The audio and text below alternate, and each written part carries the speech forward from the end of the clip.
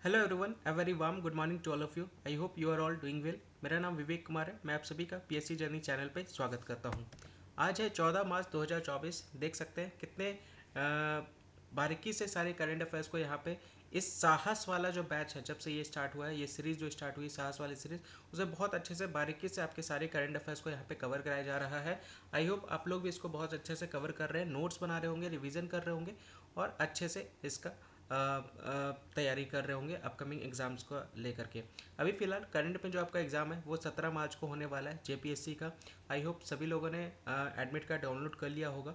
और जेपीएससी के जो पीवाईक्यू के क्वेश्चंस हैं वो मैं आपको इसी चैनल पे आपको डेली बेसिस पे 10 से 12 क्वेश्चन आपको देखने को मिल रहा है। तो उसको अटैम्प्ट जरूर कीजिएगा, देखिएगा कि वो सारे क्वेश्चंस आपको आते हैं कि नहीं आते। ट्राई करते हुए चलिएगा और अपने आप को देखिए कितने क्वेश्चंस आप सही कर पा रहे हैं। ठीक है, उस तरह से अपने आप को चेक कर सकते हैं कि आपका रिवीजन आज के डेट में किस लेवल पे है। इसके साथ साथ जो नए लोग हैं मैं उनको बता दूं, यहाँ पे ये जो साहस का जो सीरीज़ है ये डेली बेसिस का रोज़ सुबह 8 बजे यहाँ पे आता है। और यहाँ पे आपको बाइलिंगुअल्स में करंट अफेयर की क्लासेस आपको कवर कराई जाती है, जो कि आपके अपकमिंग एग्जाम्स को लेकर के, चाहे आप पीसीएस के एग्ज़ाम की तैयारी कर रहे हो, एसएससी की एग्ज़ाम की तैयारी कर रहे हो, या फिर जितने भी अपकमिंग एग्जाम्स है गवर्नमेंट एग्जाम्स उसकी तैयारी कर रहे हो, तो उसके लिए ये करंट अफेयर बहुत ज़्यादा इंपॉर्टेंट हो जाता है। तो उसको अच्छे से कवर करते हुए चलिएगा, नोट्स बनाते हुए चलिएगा और रिवीजन करते हुए चलिएगा। पीडीएफ अगर आपको डाउनलोड करना है तो डिस्क्रिप्शन में टेलीग्राम चैनल का लिंक दिया हुआ है, उस पर क्लिक करके आप टेलीग्राम ग्रुप में ज्वाइन कर सकते हैं और वहाँ से पीडीएफ आप डाउनलोड कर सकते हैं। आइए स्टार्ट करते हैं बिना किसी देरी के। सबसे पहला जो न्यूज़ यहाँ पे आप देख सकते हैं ये है एनसीपीसीआर से related, national commission for protection of child right से रिलेटेड है, जो कि अपना ये 19वां स्थापना दिवस यहाँ पे सेलिब्रेट कर रहे हैं। 12 मार्च को ये सेलिब्रेट किया गया है। कहाँ पे? तो ये बेसिकली जसरंदा हॉल जो कि आपका लोधी रोड में है न्यू दिल्ली में, वहीं पे इसका यहाँ पे स्थापना दिवस जो है वो 19वां स्थापना दिवस यहाँ पे मनाया गया है 12 मार्च को। ये ध्यान रख सकते हैं। यहाँ पे बेसिकली इसमें इस संस्था की अगर मैं बात करूँ तो यहाँ पर इसमें बच्चों को वीडियो संदेशों के माध्यम से अपने परीक्षा तनाव से निपटने के तंत्र को यहाँ पे शेयर किया गया है। किस तरह से एग्जाम के स्ट्रेस को हम कोप कर सकते हैं, उससे किस तरह से हम निपट सकते हैं, उसका सॉल्यूशंस यहाँ पे वीडियो मैसेजेस के थ्रू यहाँ पे बच्चों को ये पहुँचाया गया है, देख सकते हैं। और लगभग 6500 से अधिक योगदान यहाँ पे प्राप्त हुए हैं, देख सकते हैं। 6500 कॉन्ट्रीब्यूशंस आपको यहाँ पे देखने को मिला है। ये एक पहल आप देख सकते हैं जो चाइल्ड को प्रोटेक्ट करने को लेकर के। ठीक है, ये जो राष्ट्र लेवल पे जो बाल अधिकार संरक्षण आप देख रहे हैं, तो ये आयोग जो है बेसिकली बच्चों के अधिकार को यहाँ पे प्रोटेक्ट करता है। तो उनको एग्ज़ाम से लेकर के जो स्ट्रेस रहता है उसको यहाँ पे कम करने को लेकर के ये आपको बेसिकली इस आयोग का काम यही है। ठीक है, यहाँ पे जो बच्चों के जो मुद्दे होते हैं उनको यहाँ पे संबोधन किया गया, उनको एड्रेस किया गया है इस पहल के द्वारा। और यहाँ पे आप देख सकते हैं 172 बेंचेस और कैंप जो है वो राष्ट्र स्तर पर यहाँ पे कंडक्ट कराए जा चुके हैं। इसके साथ साथ 1,45,000 बच्चों के रिपैट्रिएशन के लिए एक तरह से समाज में ऑडिट भी आयोजित किया गया है। तो ये सारे इनिशिएटिव आपको देखने को मिलेंगे कि बच्चों को किस तरह से बच्चों के जो एग्ज़ाम को लेकर के स्ट्रेस है उसको किस तरह से कॉप अप किया जा सके, उसको किस तरह से कम किया जा सके, उसी को लेकर के यहाँ पे ये सारे इनिशिएटिव यहाँ पे एनसीपीसीआर के द्वारा लिए जा रहे हैं 19वां स्थापना दिवस को लेकर के। ठीक है, तो ये ध्यान रख सकते हैं, उसी को लेकर के ये आपका न्यूज़ है। अब यहाँ पे बात कही जा रही है इस आयोग की, अगर हम लोग बात करें तो राष्ट्रीय बाल अधिकार संरक्षण आयोग जो है ये बेसिकली एक स्टैच्यूरी बॉडी है। स्टैच्यूरी बॉडी मतलब होता है वैधानिक निकाय का मतलब क्या हो गया कि वैसा निकाय जिसको संविधान से पास करके जिसका गठन किया गया हो। तो ये बेसिकली पार्लियामेंट संसद के द्वारा इसको यहाँ पे पास करके एक्ट पास करके इसका यहाँ पे आयोग का गठन किया गया है। और ये CPCR एक्ट 2005 की बात यहाँ पे कही जा रही है, देख सकते हैं।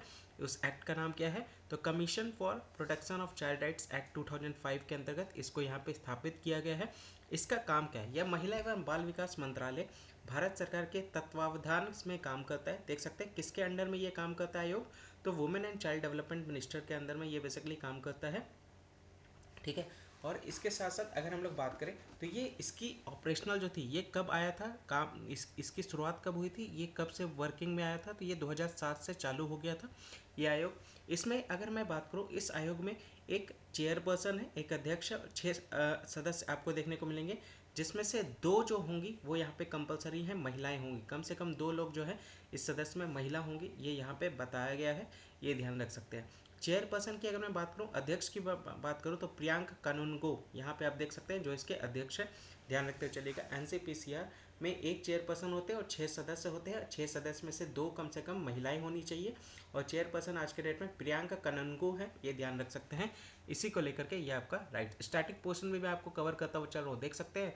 तो बहुत इंपॉर्टेंट करंट अफेयर होने जा रहा है, ये जो साहस का जो सीरीज चल रहा है ये बहुत इंपॉर्टेंट सीरीज आपके लिए है, तो इसको ध्यान रखते हुए चलेगा। इसमें आपको इमेज के साथ, फिगर के साथ, आपको डेटा के साथ, आपको स्टैटिक पोर्शन के साथ, आपको लोकेशन मैप के साथ, आपको जिस कंट्री या जिस राज्य का लोकेशन है जिससे रिलेटेड न्यूज़ है उस स्टेट के बारे में नॉलेज, और लास्ट में आपको बहुत सारे क्वेश्चंस भी आपको दिए जा रहे हैं प्रैक्टिस करने को लेकर के, आपके मेमोरी को चेक करने के लिए कि आप लोग को कितना अच्छे से करंट अफेयर समझ में आ रहा है।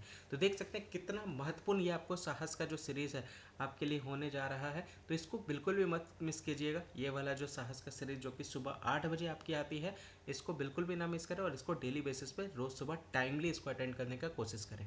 आधा घंटा से 45 मिनट का ये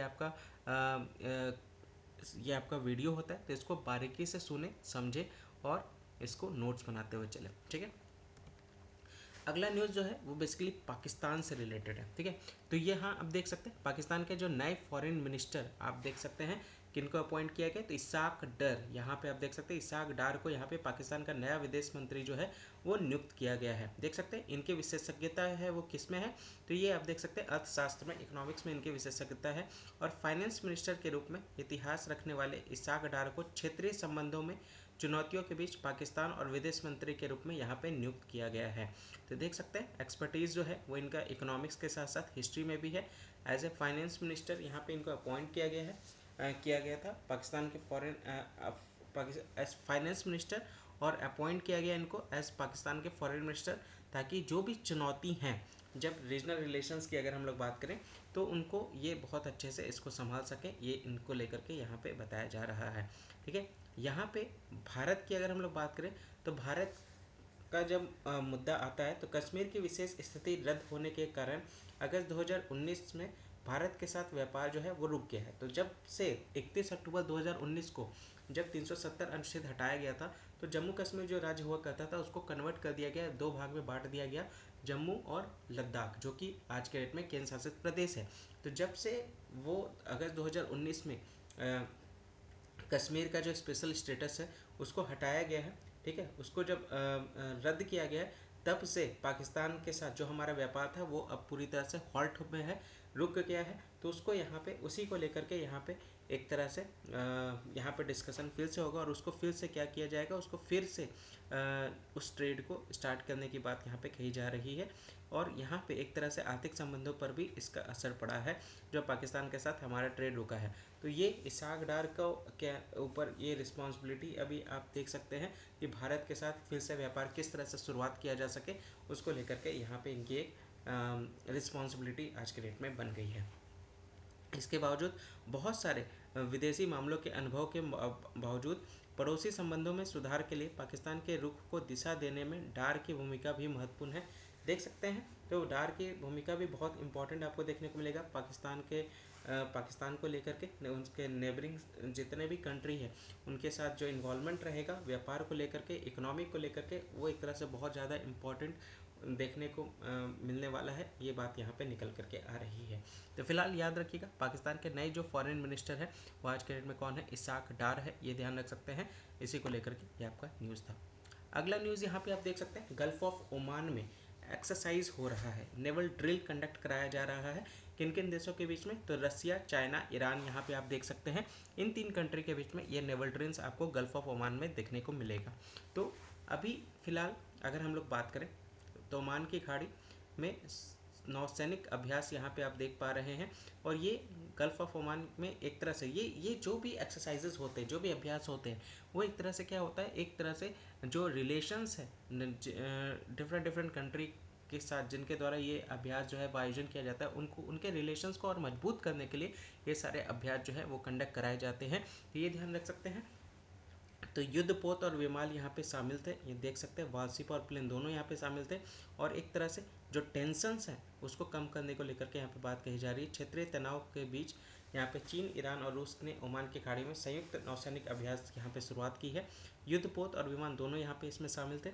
मैरीटाइम सिक्योरिटी बिल 2024 की अगर मैं बात करूँ तो अंतर्राष्ट्रीय अभ्यास ने Azerbaijan, Bharat, Kazakhstan, Oman, Pakistan और दक्षिण अफ्रीका के पर्यवेक्षकों को आकर्षित यहाँ पे किया है, देख सकते हैं। तो मैरीटाइम सिक्योरिटी बिल 2024 की अगर बात करें तो ये जो इंटरनेशनल एक्सरसाइज है वो एक तरह से अट्रैक्ट किया है ऑब्जर्वर्स को, जो basically Azerbaijan, India, Kazakhstan, Oman, Pakistan, south Africa है, ये ध्यान रख सकते हैं। इस एक्सरसाइज का उद्देश्य क्या है? इस एक्सरसाइज का उद्देश्य क्या है? समुद्री सुरक्षा को बढ़ावा देना है और समुद्री डकैती का मुकाबला करना है। क्षेत्रीय स्थिरता को भी मजबूत करने के लिए ये त्रिराष्ट्रीय अभ्यास जो है वो यहाँ पे प्रदर्शित किया गया है, देख सकते हैं। उसी को लेकर के यह आपका न्यूज़ है, ठीक है। तो ये ध्यान रख सकते हैं। गल्फ ऑफ ओमान की बात करें तो देख सकते हैं अरब सागर से जब आप बढ़ते हैं पर्शियन गल्फ की तरफ तो यहाँ पे ओमान की खाड़ी आप देख सकते हैं, ओमान देश के साथ ये आपको देखने को मिलेगा। आगे जब आप बढ़िएगा तो स्ट्रेट ऑफ हॉर्मुज यहाँ पे आप देख सकते हैं और यहाँ से फिर आप आगे बढ़िएगा तो पर्शियन गल्फ आप यहाँ पे देख सकते हैं। ऊपर ईरान आपको देखने को मिलेगा, चाबहार पोर्ट यहाँ पे आप देख सकते हैं। यहाँ पे ओमान के साथ साथ फिर आपका इसका पड़ोसी जो देश है यो संयुक्त अरब अमीरत है, यहाँ देख सकते हैं। अबू धाबी आप देख सकते हैं, दुबई देख सकते हैं, शारजाह देख सकते हैं। इधर कतर देखने को मिलेगा, दोहा यहाँ का कैपिटल है। और यहाँ पे बहरेन यहाँ पे आपको देखने को मिलेगा, मनामा यहाँ पे कैपिटल है इसका, ठीक है। तो ये लोकेशन ये ध्यान रखिएगा, 1,81,000 स्क्वायर किलोमीटर में ये आपका फैला हुआ है। और यहाँ पे अल फहल और जसीरात खराबा यहाँ पे द्वीप भी आपको देखने को मिलेगा। इसके साथ साथ अगर मैं बात करूँ तो ये इंडियन ओशन और अरब सागर का ही हिस्सा आपको यहाँ पे गल्फ ऑफ ओमान देख सकते हैं, ठीक है। तो उसी को लेकर के ये आपका न्यूज़ था। अगला न्यूज़ यहाँ पे आप देख सकते हैं, ये इनका नाम जो है बेसिकली इन्होंने ऐतिहासिक रिकॉर्ड यहाँ पे अपने नाम कर लिया है। बहुत रेयर, आज के डेट में तो ऐसा कभी देखने को नहीं मिला जो इनके द्वारा यहाँ पे किया गया है। इन्होंने यहाँ पे 6 विकेट यहाँ पे एक ओवर में लिए हैं।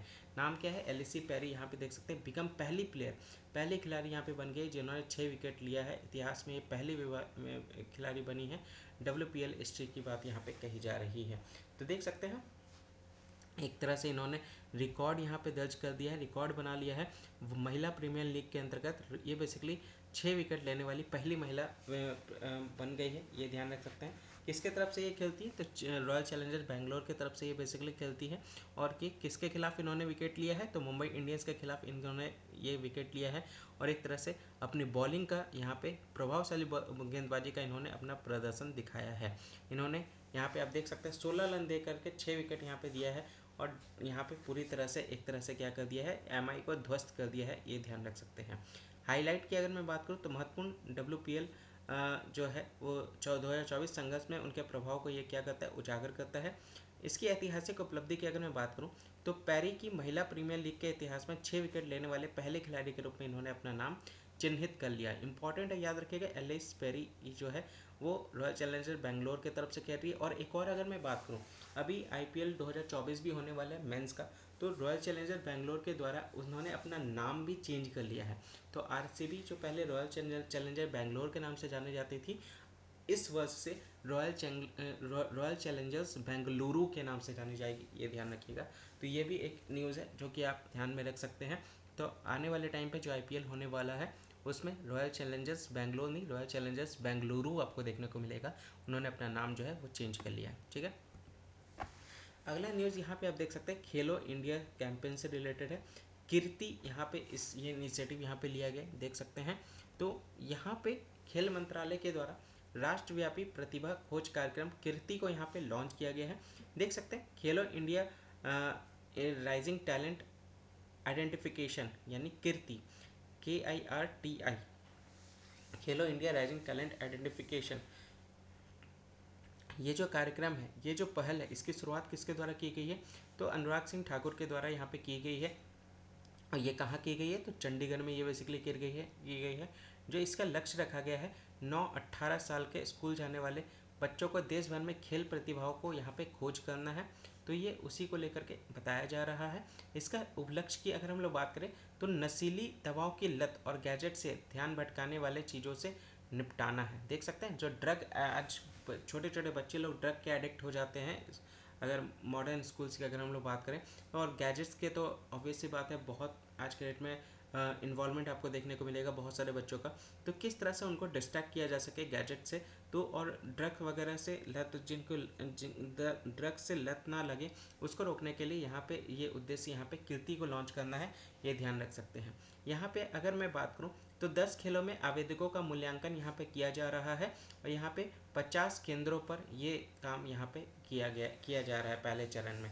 ठीक है, यहाँ पे यह प्रतिभा की पहचान के लिए एआई और डेटा एनालिटिक्स का भी यहाँ पे लाभ उठाता है, देख सकते हैं। तो एआई और डेटा एनालिटिक्स का यहाँ पे लाभ उठाया जा रहा है टैलेंट का आइडेंटिफाई करने को लेकर के, ये भी बात ध्यान रख सकते हैं। ठीक है, तो कीर्ति को यहाँ पे लॉन्च किया गया है। ये एक प्रोग्राम है जो कि स्पोर्ट मिनिस्ट्री के द्वारा यानी अनुराग सिंह ठाकुर के द्वारा यहाँ पे चंडीगढ़ में इसको लॉन्च किया गया है। ठीक है, ये ध्यान रख सकते हैं। अगले न्यूज़ की तरफ बात करें तो ये सेक्रेटरी की बात कही जा रही है, विनय विनय मोहन क्वात्रा, इनका नाम क्या है, ये फॉरेन सेक्रेटरी हैं। विदेश सचिव विनय मोहन क्वात्रा को 6 महीने का और विस्तार मिला, यानी इनके सर्विस को और यहाँ पे एक्सटेंशन यहाँ पे देखने को मिलेगा। ये पहली बार नहीं हुआ है, इसके पहले भी इनको 6 महीने का एक्सटेंशन दिया जा चुका है। तो ये आप देख सकते हैं, ये जो कैबिनेट की नियुक्ति समिति थी, उन्होंने 31 अक्टूबर 2024 तक 6 महीने के लिए विदेश सचिव के रूप में विनय मोहन क्वात्रा की सेवा में विस्तार को यहाँ पे मंजूरी दे दी है, देख सकते हैं। 31 अक्टूबर 2024 तक की बात यहाँ पे कही जा रही है, और यहाँ पे ये पहला एक्सटेंशन नहीं है, ये दूसरा एक्सटेंशन। देखिए अभी मैंने आप लोगों को बताया, तो ये दूसरा एक्सटेंशन आपको देखने को मिलेगा। और ये बेसिकली जब ज्वाइन हुए थे, ये बेसिकली इस साल में मई में हर्षवर्धन श्रृंखला के बाद भारत के 34वें विदेश सचिव के रूप में इन्होंने कार्यभार संभाला था। तो कितने नंबर पोस्ट पे हैं, तो देख सकते हैं 34वें नंबर पे ये बेसिकली विदेश सचिव के रूप में यहाँ पे नियुक्त हुए हैं, ये ध्यान रख सकते हैं। इसके पहले ये नेपाल के भारत के राजदूत के रूप में इन्होंने कार्य किया है, तो ये देख सकते हैं। तो ये थोड़ा सा ध्यान रख सकते हैं, दूसरा बार एक्सटेंशन हुआ है और विनय मोहन क्वात्रा जी का, और एक तरह से ये बेसिकली 34वें फॉरेन सेक्रेटरी हैं भारत के, ये ध्यान रख सकते हैं। ठीक है, तो इम्पॉर्टेंट है, थोड़ा सा ध्यान रखते हुए चलिएगा। अगला जो न्यूज़ है वो वर्ड ऑफ द डे से रिलेटेड है। आज का जो वर्ड की अगर बात करूँ तो कॉम्प्लियांस आप यहाँ पे देख सकते हैं। कॉम्प्लियांस, इसका अगर मैं समानार्थक शब्द की बात करूँ तो आज्ञाकारी कह सकते हैं। एडेरेंस मतलब पालन करता, जो हर बात को मानता है। ठीक है, तो जो भी आप कहिए उसको वो मानेगा, तो ये बेसिकली इसका समानार्थक शब्द हो गया। विलोम शब्द की अगर मैं बात करूँ तो अवज्ञा करना, डिसोबे करना, मना करना, ये आप देख सकते हैं, ये इसका विलोम शब्द हो गया। निमोनिक्स की मैं बात करूँ तो अनुपालन को आओ प्लेस के रूप में, जब नियम आते हैं तो कोई उनका पालन करने के लिए आगे बढ़ता है या झुकता है, देख सकते हैं। जब रूल्स कम, जब व्हेन रूल्स कम, देखिए यहाँ पे कहा जा रहा है कॉम्प्लियांस को कैसे बात कर सकते हैं, कम प्लाइज, ऐसे आप इसको प्रोनाउंसिएशन कर सकते हैं। ठीक है, इसका मतलब क्या होगा कि व्हेन रूल्स कम, जब नियम आते हैं तो वन प्लाइज और बेंड्स टू फॉलो देम, यानी उनका पालन करने के लिए आगे बढ़ना और झुका जाता है, ये ध्यान रख सकते हैं। सी वोर अ helmet in compliance with the law, यानी कानून के अनुपालन में हेलमेट उन्होंने पहना, ये यहाँ पे इसका एक एग्जाम्पल के रूप में यहाँ पे यूज़ हुआ है। अगला न्यूज़ यहाँ पे आप देख सकते हैं लोकपाल से रिलेटेड है। कल हम लोगों ने लोकायुक्त से रिलेटेड पढ़ा था। चलिए मुझे बताइएगा रिसेंट में लोकायुक्त जो है वो किस राज्य में और किससे यहाँ पे नियुक्त किया गया। कल के डेट में हम लोगों ने इसको पढ़ाया भी है, देखिएगा बताइएगा कौन है, याद है कि नहीं याद है कल का न्यूज़। तो यहाँ पे आप देख सकते हैं लोकपाल का स्वेरिंग सेरेमनी हुआ है न्यू दिल्ली में, और यहाँ पे आप देख सकते हैं लोकपाल की अगर मैं बात करूँ तो भारत के लोकपाल के अध्यक्ष न्यायमूर्ति श्री अजय मणिकर्णिया खनविलकर ने निम्नलिखित को पद की शपथ दिलाई है, देख सकते हैं। तो Shri justice Ajay Manikrao Khanwilkar administrate the oath of office to the following, किनको यहाँ पे शपथ दिलाया गया है, ये चेयरमैन है, ये ध्यान रख सकते हैं। ये चेयरमैन है श्री जस्टिस अजय मणिकराव, ये ध्यान रख सकते हैं, लोकपाल के अध्यक्ष हैं। तो 3 मेंबर जो है वो जुडिशियल मेंबर की मैं बात करूँ तो जस्टिस श्री लंगम्पा नारायण स्वामी को यहाँ पे अपॉइंट कराया गया है। जस्टिस श्री संजय यादव को इन्होंने अपॉइंट कराया जो कि जुडिशियल मेंबर है। और एक सदस्य की बात करें तो श्री सुशील चंद्रा यहाँ पे आप देख सकते हैं, यहाँ पे इनको शपथ कराया गया है। और यहाँ पे इन नए सदस्यों के शपथ ग्रहण के साथ यहाँ पे भारत के लोकपाल कार्यालय में अब 9 सदस्यों की पूरी क्षमता यहाँ पे पूरी हो गई है। 9 मेंबर का ये टीम आपको देखने को मिलेगा, ये ग्रुप आपको देखने को मिलेगा, ये ध्यान रख सकते हैं। उसी से रिलेटेड ये आपका न्यूज़ था। अगले न्यूज़ की तरफ बात करें तो ये बेसिकली उड़ीसा से रिलेटेड है, देख सकते हैं बैक टू बैक कितने सारे डेवलपमेंट प्रोजेक्ट्स आपको उड़ीसा में आपको देखने को मिलेंगे।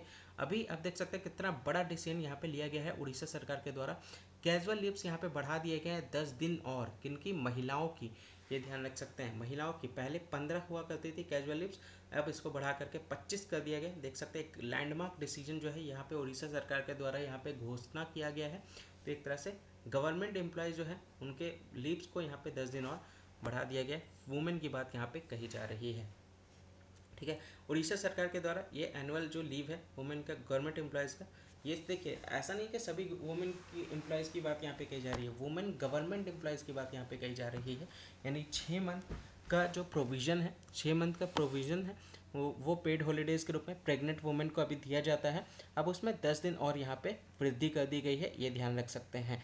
तो यहाँ पे साफ साफ यहाँ पे देखने को मिलेगा कि पहले गवर्नमेंट एम्प्लॉयज़ के द्वारा जनरली कैजुअल लीव जो था वो 15 दिन का दिया जाता था। अब 15 को बढ़ा करके 25 कर दिया गया, यानी 10 दिन का अतिरिक्त यहाँ पे जो कैजुअल लीव है, आकस्मिक छुट्टी का यहाँ पे लाभ जो है वो सरकारी महिला कर्मचारी के द्वारा उठाया जा सकता है। वुमेन एम्प्लॉयज़ के साथ साथ यहाँ पे आप देख सकते हैं अब सालाना 25 दिनों की आकस्मिक छुट्टी का लाभ ये उठा सकती हैं। ध्यान रखिएगा ये किसके द्वारा अनाउंस किया गया है, तो उड़ीसा सरकार के द्वारा इसको अनाउंस किया गया। तो एक लैंडमार्क डिसीजन आप यहाँ पे देख सकते हैं। अगला न्यूज़ जो है वो कर्नाटका से रिलेटेड है। कर्नाटका ने बेसिकली जो मसाले होते हैं, जो हानिकारक खाद्य रंग होते हैं, उनको यहाँ पे बैन कर दिया गया है कर्नाटका सरकार के द्वारा। तो कर्नाटका सरकार ने स्वास्थ्य संबंधी चिंताओं के कारण गोभी मंचूरियन, देखिए क्या क्या चीज़ों को बैन किया गया है, गोभी मंचूरियन और कॉटन कैंडी। याद आ रहा है कॉटन कैंडी, हम लोगों ने अभी एक और राज्य के द्वारा इसको बैन किया गया है। चलिए दूसरा क्वेश्चन मुझे बताइएगा, अभी रिसेंट में किस राज्य के द्वारा कॉटन कैंडी को यहाँ पे बैन किया गया, वो मुझे बताइएगा। कर्नाटका के पहले, यानी पहला राज्य कौन सा है, किसके वजह से इसको कैंसिल किया गया। तो यहाँ पे आप देख सकते हैं ये किस हमारे स्वास्थ्य संबंधी चिंताओं से रिलेटेड ये मुद्दा है, जिसको लेकर के इनको यहाँ पे बैन किया गया। 171 सैंपल लिए गए थे राज्य भर के भोजनालयों से एकत्र किए गए 171 नमूनों में से 107 जो सैंपल हैं वो टाइट्रोजिन, सनसेट येलो, रोडामाइन बी याद आ रहा है, ये कॉटन कैंडी बनाने में यूज़ किया जाता है, ठीक है। और कार्मेसिन जैसे असुरक्षित रसायनों का यहाँ पे उपयोग करके तैयार किए गए हैं। ये हार्मफुल जो कलरेंट है, ये हानिकारक रंग आमतौर पर खाद्य रंग एजेंटों में पाए जाते हैं। देख सकते हैं फूड कलरिंग एजेंट्स में जनरली ये पाए जाते हैं हार्मफुल कलरेंट, ये ध्यान रख सकते हैं।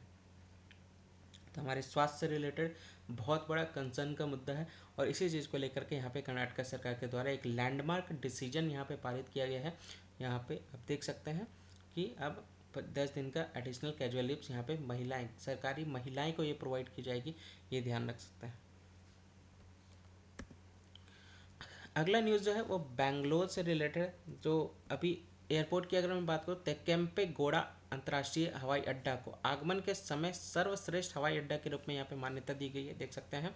तो 6 इंडियन एयरपोर्ट्स को यहाँ पे एयरपोर्ट काउंसिल इंटरनेशनल की बात करें तो दिल्ली में इंदिरा गांधी इंटरनेशनल हवाई अड्डे, मुंबई में छत्रपति शिवाजी महाराज अंतर्राष्ट्रीय हवाई अड्डे सहित 6 भारतीय अड्डों को मान्यता यहाँ पे दिया गया है, देख सकते हैं। और हैदराबाद में राजीव गांधी अंतर्राष्ट्रीय हवाई अड्डे को 15 से 25 मिलियन यात्रियों को खान पान के श्रेणी से मान्यता मिली है, देख सकते हैं। तो अंतर्राष्ट्रीय एयरपोर्ट जो है हैदराबाद में उनको एक रिकग्निशन दिया गया किस कैटेगरी में, जहाँ पे 15 से 25 मिलियन पैसेंजर्स कैटेगरी में, ये ध्यान रख सकते हैं। चंडीगढ़ एयरपोर्ट की बात करूं तो 2 से 5 मिलियन यात्री के बीच चंडीगढ़ एयरपोर्ट सबसे बेहतर एयरपोर्ट के तौर पर सामने आया है, देख सकते हैं। केम्पेगौड़ा इंटरनेशनल एयरपोर्ट की बात यहाँ पे कही जा रही है। तो चंडीगढ़ एयरपोर्ट आप यहाँ पे देख सकते हैं, चंडीगढ़ एयरपोर्ट जो है वो एक तरह से सबसे बेहतर एयरपोर्ट के तौर पर ये सामने आया है, ये यहाँ पे बताया जा रहा है, ठीक है। अगला न्यूज़ जो है वो सिपरी रिपोर्ट से रिलेटेड है। अभी इंडिया के द्वारा देखा गया कि वर्ल्ड का सबसे ज़्यादा आर्म्स इंपोर्टर की अगर मैं बात करूँ, रैंकिंग की मैं बात करूँ, तो दुनिया का शीर्ष हथियार आयातक यहाँ पे भारत जो है वो बन गया है, देख सकते हैं। भारत जो है दुनिया का शीर्ष हथियार आयातक बन गया है सिपरी रिपोर्ट के द्वारा। 2019 से 23 तक की बात यहाँ पे कही जा रही है। तो इंडिया ने अपनी रैंक को बरकरार रखा है, स्वीडिश थिंक टैंक की बात यहाँ पे कही जा रही है, ठीक है। और सिपरी के अनुसार भारत दुनिया का शीर्ष हथियार आयातक यहाँ पे बना हुआ है।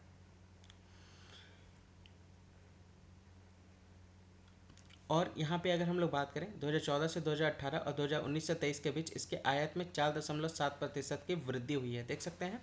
तो यहाँ पे अगर मैं बात करूँ, यहाँ पे भारत का जो है वो एक तरह से वृद्धि यहाँ पे देखने को मिलेगा आर्म सप्लायर में अगर देखा जाए तो। और यहाँ पे हथियारों का आयात लगभग 55% अमेरिका द्वारा आपूर्ति यहाँ पे की जाती है, जो 2014 से 18 में 35% से अधिक था। तो ये निकल करके आ रहा है। पाकिस्तान के द्वारा देखा जाए तो 5th लार्जेस्ट आर्म्स इम्पोर्टर की बात करूँ तो पाकिस्तान 5वां सबसे बड़ा हथियार आयातक देखने को मिलेगा। ठीक है, तो ये ध्यान में रख सकते हैं।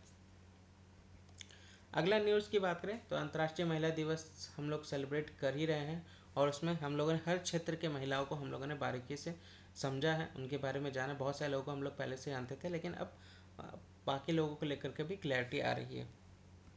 तो अभी फ़िलहाल अब विज्ञान के क्षेत्र में अगर महिला की बात करें तो महिलाओं के द्वारा रोल क्या किया जा रहा है, तो आइए उसको थोड़ा सा देखते हैं। तो यहाँ पे आप देख सकते हैं रितु खरीदाल की बात यहाँ पे कही जा रही है। रितु खरीदाल जो है वो भारत के मंगल कक्षीय मिशन, यहाँ पे इंडिया मार्स ऑर्बिटल मिशन की अगर मैं बात करूँ तो परिचालन निदेशक रह चुकी है, ये ध्यान रखिएगा। कल्पना चावला को कौन नहीं जानते, 1997 में अंतरिक्ष में उड़ान भरने वाली भारतीय मूल की पहली महिला थी। और तीसरा अगर बात करो तो सुनीता विलियम्स, आप देख सकते हैं सुनीता विलियम्स जो है वो उनके पास एक महिला द्वारा सर्वाधिक स्पेस को यहाँ पे उनके पास स्पेस वॉक और एक महिला द्वारा सबसे अधिक स्पेस वॉक समय का यहाँ पे रिकॉर्ड है, देख सकते हैं। तो इन्होंने रिकॉर्ड बनाया सबसे ज़्यादा स्पेस वॉक्स का किसी महिला के द्वारा, देख सकते हैं। तो उसी से रिलेटेड ये आपका न्यूज़ है।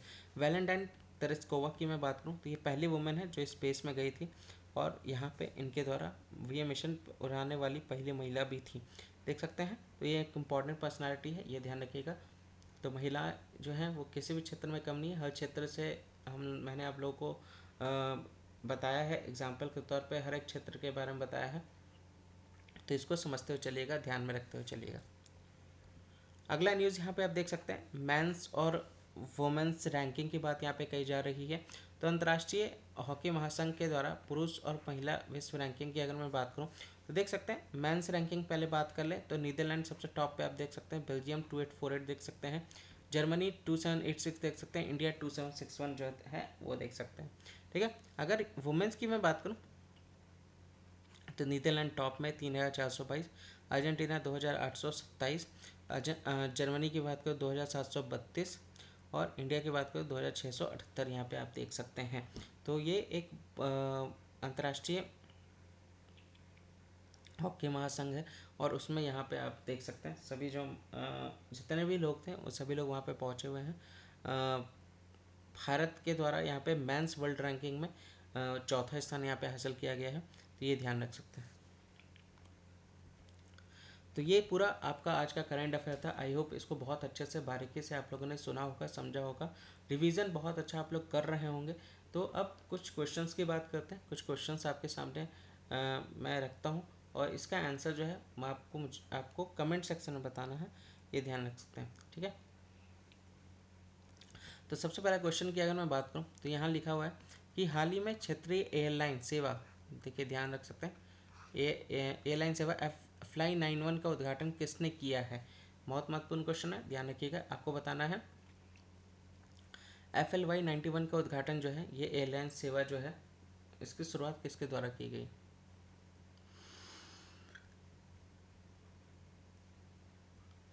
ठीक है, दूसरा क्वेश्चन की मैं बात करूँ तो पीएम मोदी ने भारत की पहली वाणिज्यिक सेमीकंडक्टर फैब्रिकेशन सेवा की आधारशिला कहाँ पे रखी है, लोकेशन आपको बताना है। तो इस सेमीकंडक्टर फैब्रिकेशन का जो यहाँ पे इनके द्वारा जो आधारशिला रखी गई है, फाउंडेशन रखा गया है, वो कहाँ पे रखा है वो मुझे बताना है आपको कमेंट सेक्शन में। सिप्री की रिपोर्ट के अनुसार 2019 से 23 के बीच दुनिया का शीर्ष हथियार आयातक देश कौन बना है, कौन सा है उनका, उसका नाम बताना है। ठीक है, चौथा क्वेश्चन की बात करूँ तो भारत ने हाल ही में संयुक्त आर्थिक व्यापार समिति की स्थापना के लिए किस देश के साथ एक समझौते पर हस्ताक्षर किया है। तो ये भी थोड़ा सा इंपॉर्टेंट है, इसको भी ध्यान में से समझ करके फिर आंसर कीजिएगा। ठीक है, और फिफ्थ की अगर मैं बात करूँ तो भारत की पहली automobile in plant railway siding परियोजना का उद्घाटन किस राज्य में किया गया, ये आपको बताना है। तो ये सारे कुछ क्वेश्चन है, आई होप इसका आंसर आप लोग जल्द से जल्द करेंगे। ठीक है। जो नहीं मिलेगा गूगल कर लीजिएगा, समझ पढ़िएगा, उस न्यूज़ को पढ़िएगा जिससे रिलेटेड ये टॉपिक था। मैक्सिमम चीज़ें मैंने पढ़ाई होगा, इनकेस नहीं पढ़ाई है तो फिर देख सकते हैं। तो ये पूरा आज का करंट अफेयर था। आई होप आप लोगों ने बहुत बारीकी से चीज़ों को समझा होगा, इन्जॉय किए होंगे। इसको ज़्यादा से ज़्यादा शेयर कीजिए, बाकी लोग को भी इनवाइट कीजिए, ताकि वो लोग भी डेली बेसिस का करंट अफेयर सुन सकें और समझ सकें और फिर उसको इम्प्लीमेंट कर सकें। ठीक है, तो आज के लिए बस इतना ही। मिलते हैं नेक्स्ट वीडियो में नई एनर्जी के साथ। जय हिंद, जय भारत।